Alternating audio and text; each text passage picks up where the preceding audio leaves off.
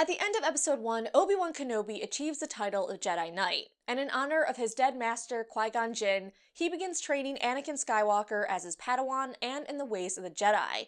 Next time we see Anakin is in episode 2, and he's about 10 years older. But what exactly happened between those two movies?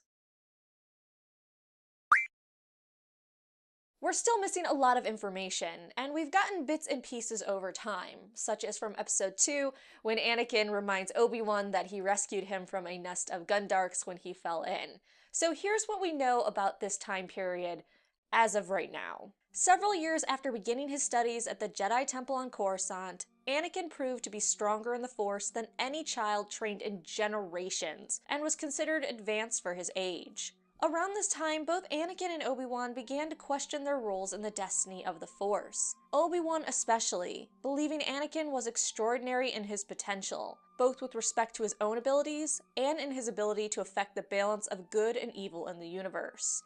And Kenobi felt he wasn't right for the role of Anakin's master, believing that he was failing him. And this feeling of failing Anakin only grew stronger as the boy grew up, and it became very obvious that he lacked patience and hated to wait for anything. Shortly after becoming a Padawan, Anakin would take an interest in the lightsaber, something that others would point out was a vast understatement.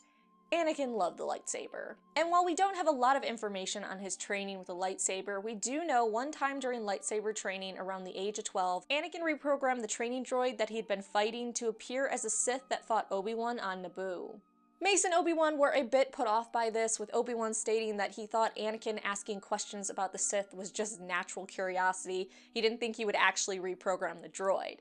At the same time, Palpatine was watching with the two men, and he stated that a boy reprogramming a training droid is not only unexpected, but impressive. After altering its appearance, Anakin would quickly take care of the droid, but other Padawans who watched Anakin, a boy that came much later to their order and surpassed them in many areas, weren't too impressed with him. Right after he beat the training droid, two Padawans began to whisper about Anakin, stating that being good with the lightsaber didn't mean he'd make a good Jedi.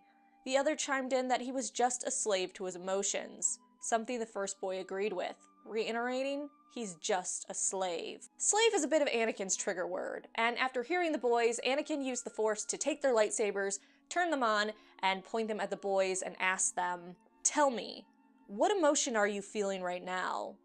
Though before the encounter could continue, Obi-Wan, the wet blanket, jumped down telling Anakin enough.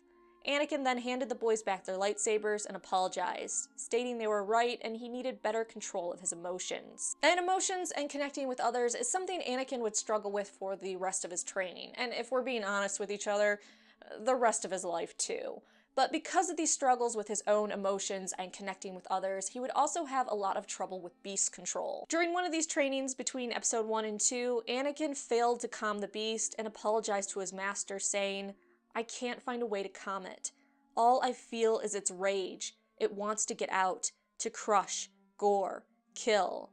Obi-Wan would tell him that not all Force abilities come easily to everyone, and that Anakin was incredibly dedicated, and he knows someday he would master it. So Anakin at the age of 12 is having a hard time fitting in, he's not getting along with the other Padawans, he has terrible control of his emotions, and lacks patience. And going back to that training session where he reprogrammed the training droid to look like a Sith, this training session is important because this is when Palpatine first decided that he needed to get his claws in a little bit more into Anakin and finally found an opportunity. While watching the training session, Palpatine told Mace that young Skywalker's training was far from complete, something Mace agreed with and stated that Skywalker's training was complicated and that he came to them much later than they would have liked. Mace also talked about how Obi-Wan took an extremely difficult task when he accepted Anakin as his Padawan.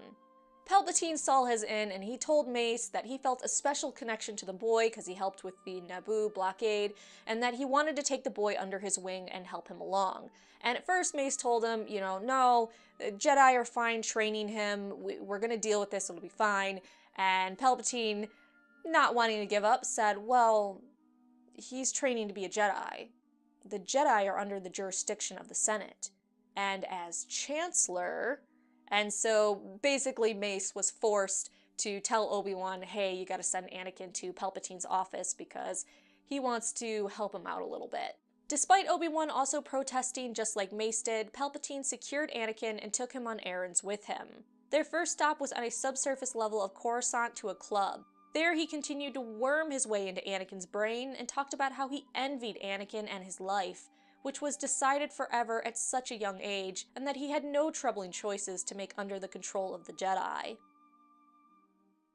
While in the club, Palpatine also pointed out the corrupt senators in the club, and how they could buy and sell anything here, including lives. Again, Anakin's trigger words basically deal with anything involving slaves, and Palpatine knew exactly that. And then he ended up apologizing for bringing that up, knowing Anakin's past, and instead started talking about the corrupt senators in the club, and how one particularly bad one, he wished that the chance cubes would turn against him, because if he lost enough money while gambling, Palpatine could then take him down. After telling Anakin this, the very thing happened and the corrupt senator lost when the chance cubes weren't in his favor. Outside the club, Palpatine questioned if the Jedi could move objects through the Force, obviously playing dumb, and Anakin assured him that they could, and that he was very good at it, better than any Padawans at his age, and most of the older ones too. Then the Chancellor asked if Anakin's abilities could move a chance cube, such as what happened with the senator in the club, but Anakin didn't answer. As they walked together, Palpatine smirked under his hood. And because Palpatine wasn't done with fucking with him for the day, he went back to his office with Anakin and told him, hey, I shouldn't have been doing this, I shouldn't have involved you in Senate affairs, don't tell anyone what we're doing, we gotta keep this between you and me, it's just such a shame that there's so much corruption in the Senate, I really can't do anything about it, it's so hard, and the Jedi, they can't do anything either, and I don't know what to do. I don't want to be a dictator. He also started inquiring a little bit more into Anakin's life and asked him if he was happy at the temple. And he also let him know that once his training was complete, he could always have a place at Palpatine's side because he could use a young man with such talents. And all of Palpatine's questioning on Anakin's happiness and referring to being a Jedi like being a slave warped Anakin at the young age of 12, and he finally met with Obi-Wan to tell him that he wanted to leave the Jedi Order. Something Obi-Wan wasn't thrilled about, as leaving at such a young age held significant consequences. And Anakin trying to leave began one of the most heartbreaking speeches from Anakin to date. He told Obi-Wan, "Do you know how I joined the Order? I've never forgotten. My mother asked Qui-Gon if he would take me away, if I would become a Jedi. He said yes, and that was all. My entire life, decided right then when I was 9 years old. Qui-Gon said Jedi training was difficult, that it would be a hard life. I saw a magic man with a sword made of light and a starship. I was a slave, on a world made of dust. What was I going to say? No? I know my training isn't complete. I have more to learn, and I know I could learn some of it from you and the other Jedi, but not all of it. I can feel the galaxy calling to me, Master. I need to answer. I don't want to wait. This doesn't have to be forever. I can always come back." Anakin then handed his lightsaber to Obi-Wan, and Obi-Wan, realizing how serious he was about this, took the lightsaber and told him if he wanted to leave the Order, he could. Unfortunately, there's some problems with that, as Obi-Wan knew that leaving the Order at such a young age was a really bad idea. As well, he, along with his dead master, had sensed the currents around Anakin and knew that if the dark side got to him, it would cause a lot of problems. On top of that, because he made a promise to his dead master that he would train this boy, Obi-Wan knew that if Anakin left the Order, Obi-Wan would have to follow him and continue training him. But unfortunately, you can't stay in the Order and train non-Jedis in the way of the Force, which meant if Anakin left, Obi-Wan would have to leave the Order as well, and that was something that Obi-Wan was prepared to do if Anakin really felt that his place was elsewhere. After Obi-Wan consulted with Yoda on the matter, Yoda suggested one last mission to convince Anakin to stay in the Order. This last mission was on Carnelian 4, where a distress signal asking for Jedi help had been sent. On their way through the planet's atmosphere, dense debris around the planet caused Obi-Wan to crash the ship. On the planet, Anakin continued to struggle with what he believed are issues with the Order. He saw a war that destroyed the planet they were on, and questioned his master why the Republic allowed it to happen. Obi-Wan honestly answered that the world wasn't part of the Republic, and it had nothing the Senate needed.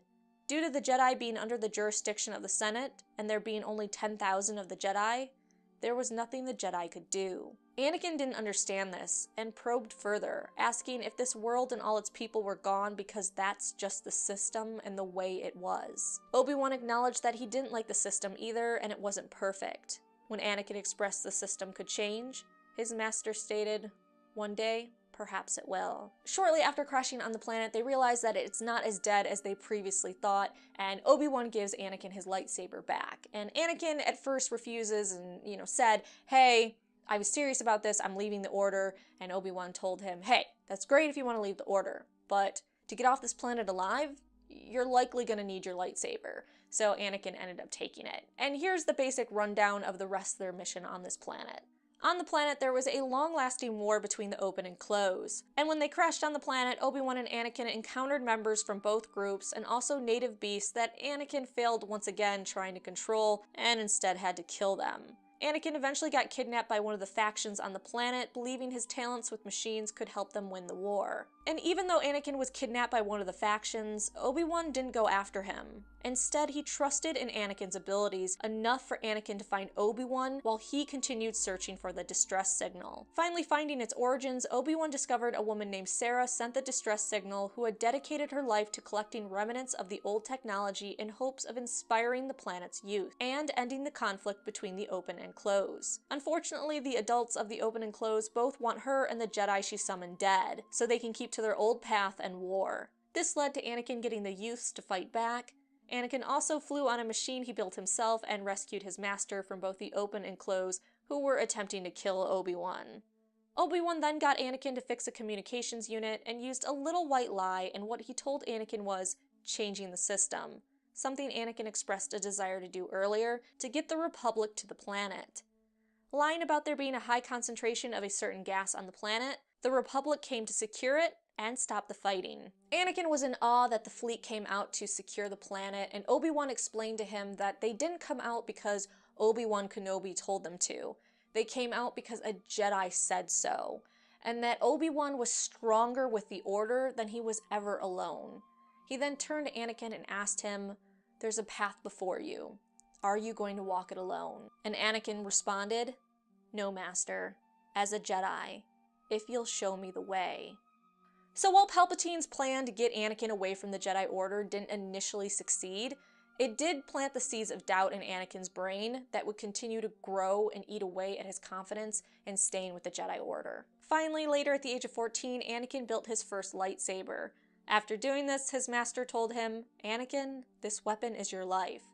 And we know how great Anakin is at holding on to his lightsaber. So this was part 1 of what we know about Anakin's life between episode 1 and episode 2. A boy with more gifts and talents than his fellow Padawans who excelled at lightsaber fighting and telekinesis, but had a bit of problem getting along with his fellow Padawans, patience, and controlling his emotions. Thanks so much for watching. Please like the video and subscribe for more Star Wars videos.